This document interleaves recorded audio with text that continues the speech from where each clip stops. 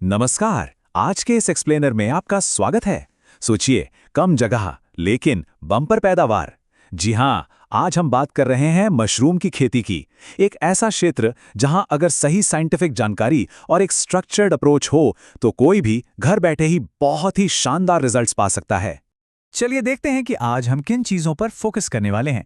सबसे पहले सही मशरूम चुनना, फिर जरूरी सामान और बीज, उसके बाद खेती के एकदम साइंटिफिक स्टेप्स, फिर पॉली हाउस का सेटअप और आखिरी में सबसे जरूरी चीज पैदावार, मुनाफा और कुछ सावधानियां। तो बिना देरी किए एक एक करके इन्हें समझते हैं। तो आइए इस प्रक्रिया के पहले और सबसे अहम कदम से शुरुआत करते हैं, यानी सही मशरूम का चुनाव। अब अगर आप शुरुआत कर रहे हैं तो ऑयस्टर मशरूम से बेहतर कुछ नहीं। ये फंगस की एक ऐसी वैरायटी है जो कमाल की तेजी से बढ़ती है, और सबसे अच्छी बात, इसे बहुत ज्यादा तापमान कंट्रोल की जरूरत नहीं होती। इसीलिए एग्रीकल्चर एक्सपर्ट्स हमेशा इसे बिगिनर्स के लिए नंबर 1 और सबसे सेफ चॉइस मानते हैं। इसके फायदों की बात करें तो जरा सोचिए, ये सिर्फ 20 से 25 दिनों में ही पूरी तरह से हार्वेस्ट के लिए तैयार हो जाता है ना कमाल की बात। इतना कम टर्न अराउंड टाइम इसे बहुत ही एफिशिएंट बनाता है। ऊपर से क्योंकि ये तापमान के उतार चढ़ाव को आसानी से सह लेता है, तो नुकसान का चांस ना के बराबर रह जाता है। बिना किसी शक के ये एक परफेक्ट बिगनर क्रॉप है। अब आते हैं हमारे दूसरे सेक्शन पर, जरूरी सामान और बीज। एक साइंटिफिक फार्म सेट करने के लिए आपको जो चीजें चाहिए ना, वो बहुत ही बेसिक और आसानी से मिलने वाली होती हैं। अगर हम एक छोटी सी चेकलिस्ट बनाएं तो इसमें मुख्य रूप से गेहूं या धान का भूसा चाहिए। इसके साथ 100 से 200 गेज वाले प्लास्टिक बैग्स, डिसइंफेक्शन यानी कि कीटाणुओं को मारने के लिए, फॉर्मेलिन या फिर बस गर्म पानी, और एक सिंपल सी स्प्रे बॉटल। बस इतना ही। ये साफ दिखाता है कि हाईटेक और साइंटिफिक खेती के लिए आपको हमेशा बड़ी बड़ी मशीनों की जरूरत नहीं होती। सामान तो आ गया, लेकिन इसका सबसे अहम हिस्सा है स्पॉन, यानी मशरूम के बीज। अगर बीज सही नहीं तो सारी मेहनत बेकार हो सकती है। इसीलिए स्पॉन हमेशा भरोसेमंद जगहों से ही लेना चाहिए, जैसे कृषि विज्ञान केंद्र, एग्रीकल्चरल यूनिवर्सिटीज या फिर किसी सर्टिफाइड सेलर से। यहीं से आपको क्वालिटी की पूरी गारंटी मिल सकती है। और हाँ, यहाँ एक बहुत बड़ा सीक्रेट है जो अक्सर लोग नज़रअंदाज कर देते हैं। कई लोगों को लगता है कि कोई भी पुराना बीज काम कर जाएगा, लेकिन ऐसा बिल्कुल नहीं है। 20 दिन से ज्यादा पुराना स्पॉन इस्तेमाल करना फेलियर के एक बहुत बड़ी वजह है। हमेशा 15 से 20 दिन के अंदर का एकदम फ्रेश स्पॉन ही इस्तेमाल करना चाहिए। ये एक छोटी सी चीज आपके प्रोडक्शन में जमीन आसमान का फर्क ला सकती है। चलिए अब बढ़ते हैं हमारे तीसरे सेक्शन की तरफ, खेती के साइंटिफिक स्टेप्स।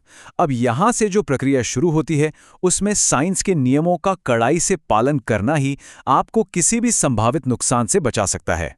सबसे पहली और सबसे बड़ी गलती जो ज्यादातर लोग करते हैं, भूसे को सीधे पानी में उबालना।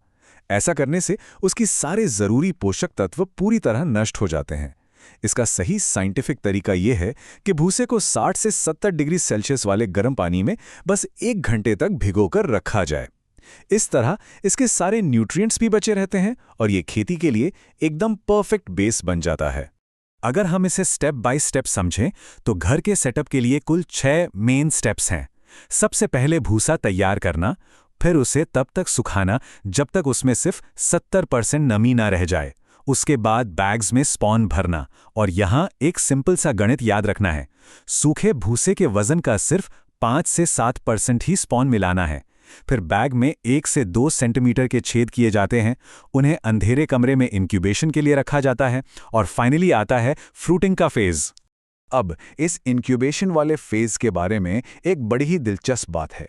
10 से 15 दिनों तक 22 से 28 डिग्री के तापमान वाले एक बंद अंधेरे कमरे में इन बैग्स के अंदर एक अलग ही अदृश्य विज्ञान काम कर रहा होता है। इसी दौरान सफेद रंग का माइसीलियम पूरे बैग में फैलने लगता है, जो असल में मशरूम का पूरा लाइफ सिस्टम है। अंधेरे के इस विश्राम के बाद बारी आती है रोशनी की, यानी फ्रूटिंग फेज। ये फेज 18 से 25 दिनों तक चलता है। अब इन बैग्स को हल्की सी रोशनी चाहिए होती है। नमी को 80 से 90% पर मेंटेन करना होता है, और दिन में 2 बार हल्का पानी स्प्रे करना पड़ता है।